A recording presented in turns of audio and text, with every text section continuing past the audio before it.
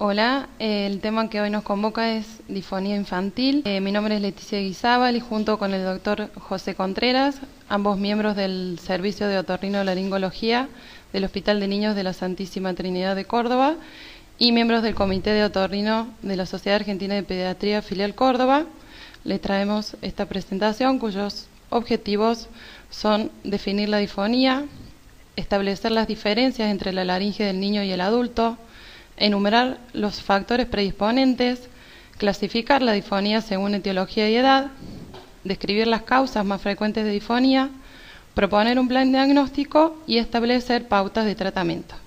La disfonía entonces hace referencia a la alteración de la voz de un individuo cuando la misma difiere de las voces de otras personas del mismo sexo, similar edad y grupo cultural en timbre, tono, volumen y flexibilidad en la dicción. El propio niño o sus padres no están satisfechos con la calidad vocal del niño, refiriendo una voz ronca o débil o un llanto en un niño menor. Las diferencias entre la laringe infantil y del adulto son que la laringe infantil es más pequeña y se ubica en una posición más alta que en el adulto, con el cricoides a nivel de C3 y C4. De hecho, muchas veces podemos ver el cartílago epiglotis simplemente con abrir la boca de un niño. La epiglotis tiene una forma curva en omega. Las cuerdas vocales son más cortas y tienen una proporción diferente. En el adulto, los 2/3 anteriores del pliegue vocal tienen una función fonatoria y en el tercio posterior tienen una función respiratoria. En cambio, en el niño, esta proporción es 1:1. La estructura histológica de la cuerda vocal en el niño es inmadura, carente de estratificación, lo cual podría ser relevante para la cicatrización cordal. Acá en esta imagen vemos en la parte, una vista superior de la laringe, en la parte anterior vemos la base de la lengua, hacia atrás continúa el cartílago epiglotis, luego la glotis con las cuerdas vocales y los pliegues vestibulares y en la parte posterior los cartílagos aritenoides. En una vista superior también vemos en esta imagen de la izquierda las cuerdas vocales abiertas durante la inspiración y a la derecha las cuerdas vocales cerradas durante la fonación y la deglución. Los factores de riesgo para disfonía son la hipoacusia, infecciones del tracto respiratorio alto, familias numerosas, habitar en un hogar ruidoso, excesiva demanda vocal, competencia para ganar espacio para hablar y la tos persistente y el carraspeo. La etiología, el abuso vocal se lleva el 45% de las causas, pero por más que sea la más frecuente debemos investigar otras. Por división por grupo etario, en menores de 6 meses tenemos las causas iatrogénicas como principales, por ejemplo las cirugías cardiovasculares, cardiotorácicas y cervicales, así también las causas congénitas como las membranas laringeas o hendiduras, y en pacientes preescolares las causas conductuales, entre ellas los nódulos vocales como causa más frecuente, y en pacientes escolares y adolescentes, luego de los factores conductuales, las causas inflamatorias por alergia y reflujo gastroesofágico se llevan la mayoría de las etiologías. A nivel funcional, cursan con indemnidad anatómica de la laringe por mal uso o abuso vocal. Orgánicas de base funcional son lesiones benignas desencadenadas por el mal uso vocal, destacando los nódulos vocales, pólipos, quistes submucosos, edema de Reinke y úlcera o granuloma cordal, y orgánicas como la papilomatosis laríngea recurrente juvenil, parálisis cordales o alteraciones estructurales mínimas. Los nódulos son la causa más frecuente de disfonía infantil, un 77% de los casos, son más frecuentes en hombres que mujeres, se dan en forma bilateral en la unión del tercio anterior con los 2 tercios posteriores y pueden asociarse a hemorragias o ectasias vasculares, como podemos ver en este caso, a nivel anterior de las cuerdas vocales, los nódulos en beso con la hemorragia que marca la lesión. Los pólipos son poco frecuentes en niños, se producen por traumatismo entre las cuerdas, irritación crónica, reflujo gastroesofágico, tabaquismo, disfonía por tensión muscular. Los quistes submucosos se dan en la cara superior de las cuerdas vocales con una hipervascularización transversa que señala la lesión, como podemos ver en este caso, ahí tenemos la hipervascularización. Los granulomas laríngeos se dan en pacientes con intubación prolongada, con traumatismos por intubación, enfermedad por reflujo gastroesofágico, carraspeo frecuente o mal uso vocal. Las lesiones son muy vascularizadas, sobre todo el tercio posterior, y presentan difonía, diplofonía, voz aérea, disfagia, fatiga vocal, tos o globofaringio. Acá vemos en la parte posterior de la cuerda vocal derecha un granuloma laríngeo. Las parálisis laríngeas son frecuentes en niños, tanto uni como bilaterales.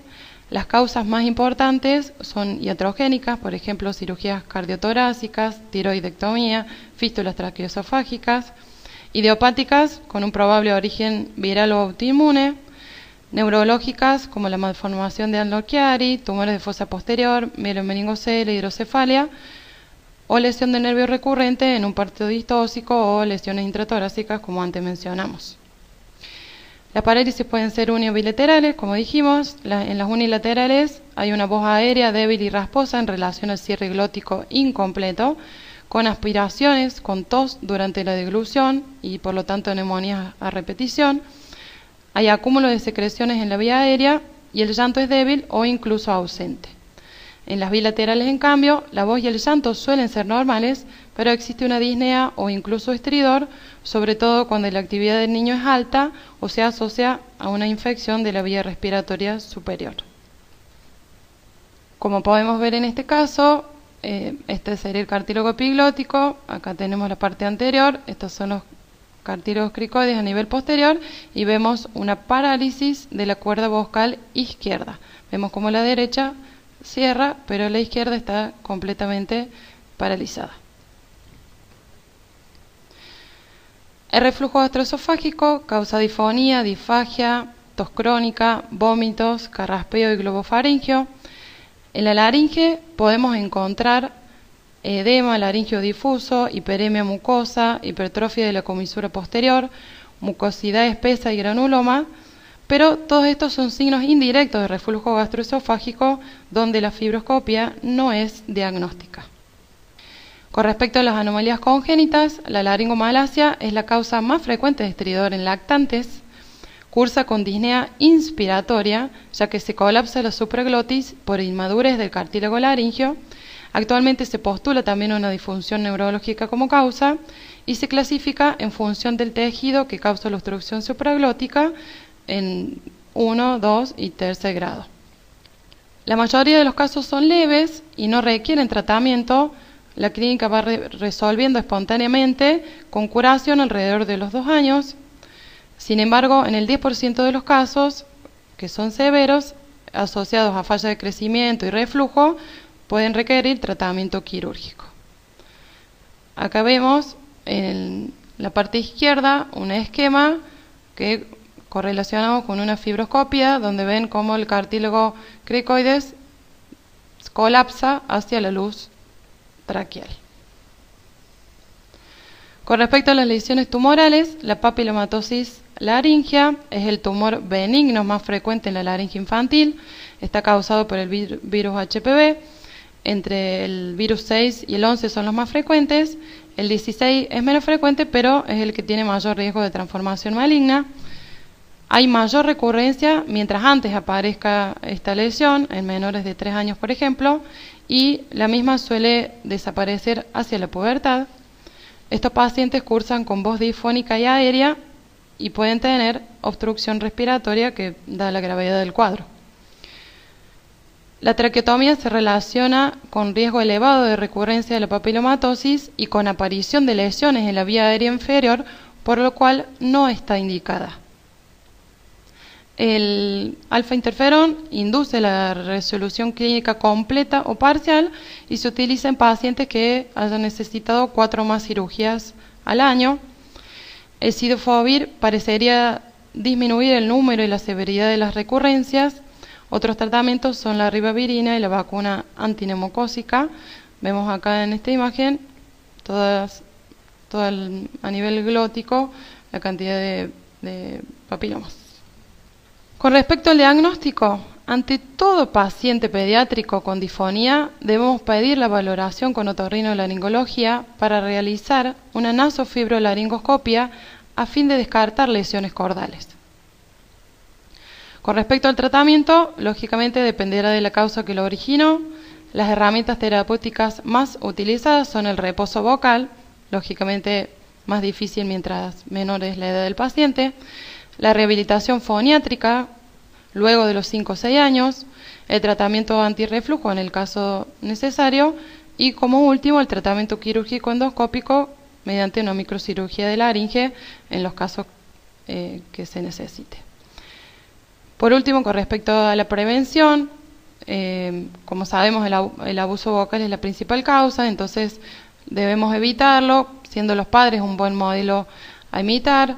Los pacientes tienen que estar bien hidratados, descansar bien, limpiar de forma adecuada las fosas nasales, sobre todo cuando el paciente tenga una infección respiratoria de las vías aéreas superior, y controlar el ambiente evitando los ruidos altos, el humo y las temperaturas extremas. Muchas gracias.